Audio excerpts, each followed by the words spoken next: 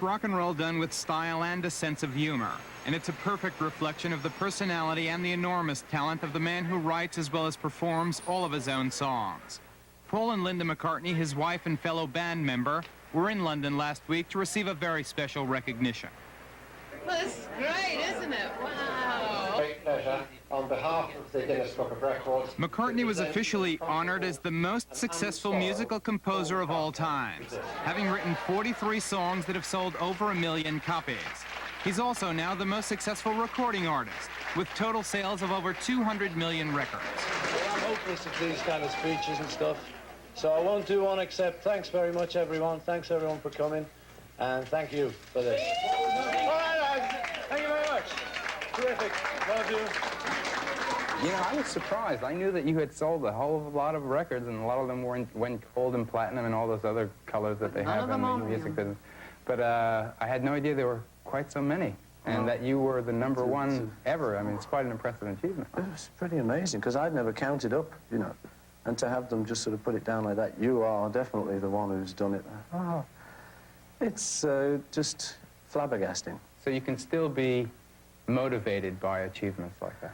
Oh, yeah, you know, yeah, that's the big motivation, really. You know, it used to be just money, you know, and I suppose now it's like kind of achievements and stuff. But it's just great. I mean, you'd like it, wouldn't you? Of course. So he can still be inspired by his professional achievements. But McCartney's basic motivation is his family and their country life in Scotland, far from the unblinking attention he's experienced now for the last 15 years. Our kids are like, I mean, I think of them as ordinary kids, obviously.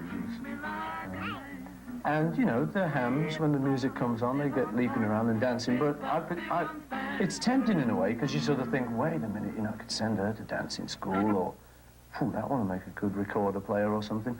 But the way it is for us, it's not like it is if we were just ordinary parents and we'd want to sort of push them into things.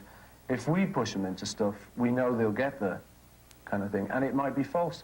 And then they've got to deal with that the rest of their lives. So the way we're doing it is, if any of them wants to do it, they can do it like I do. The way McCartney did it, first with the Beatles, he did it for the last 10 years with Wings, is with original and very well-played music. Another extraordinary thing about McCartney is consistency, not only in terms of his music, but also in terms of temperament and lifestyle.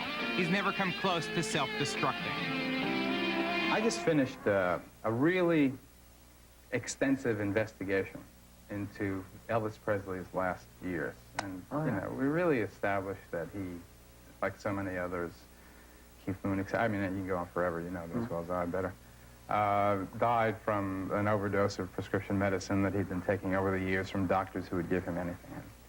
And before that, I was talking to Greg Allman and Keith Richards and so many people. And the question that comes to my mind, and maybe I half know the answer because I know Linda, is how have you avoided the classical melancholy syndrome of self-destructive overindulgence?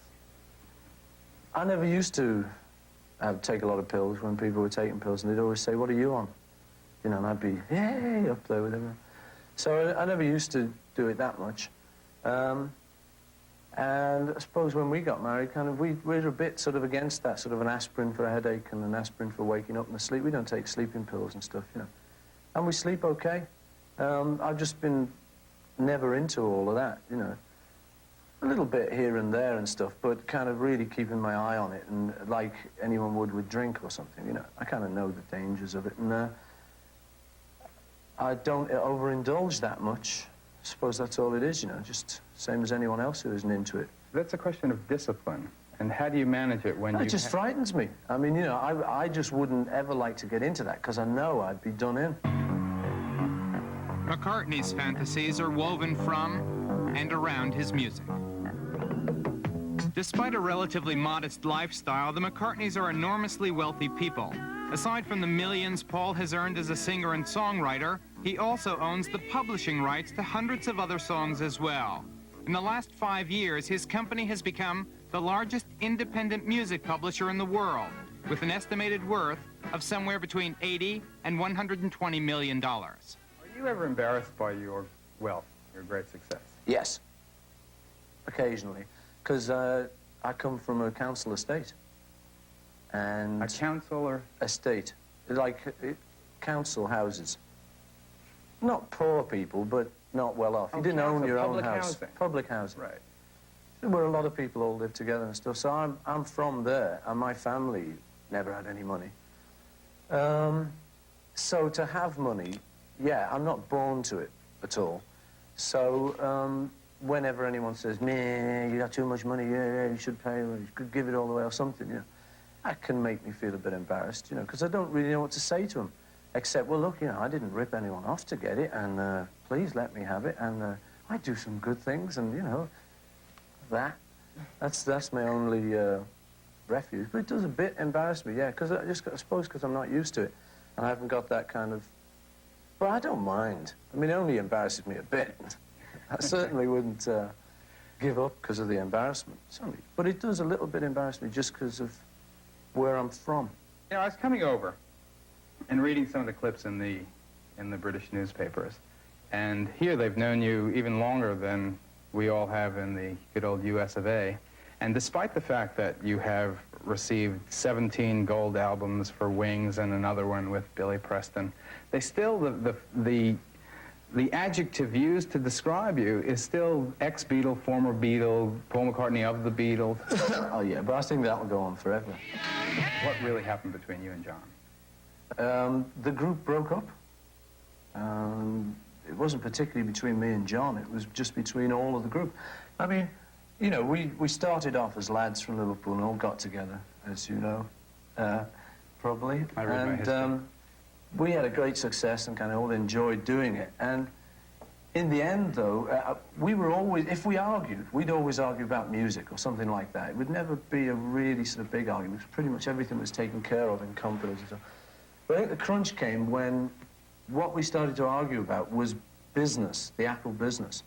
And you get one viewpoint from so-and-so, and so-and-so's lawyer, and so-and-so's, and everyone was represented on all these sides.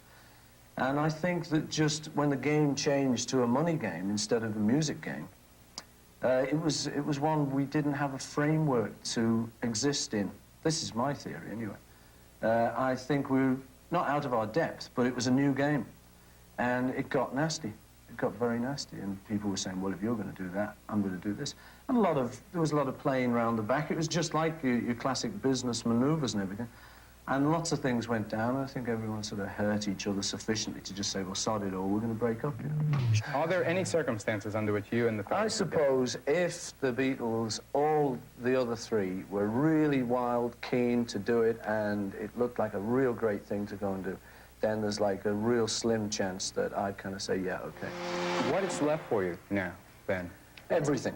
Everything. Whatever was left is still left. Just to have a good time and enjoy myself and bring up my kids and have them bring me up. Things like that, you know. That's all left. And there's millions of things on the music side left, but I can never think of them because I could never think of them in the first place. You know, I never realized where I was getting to. And I still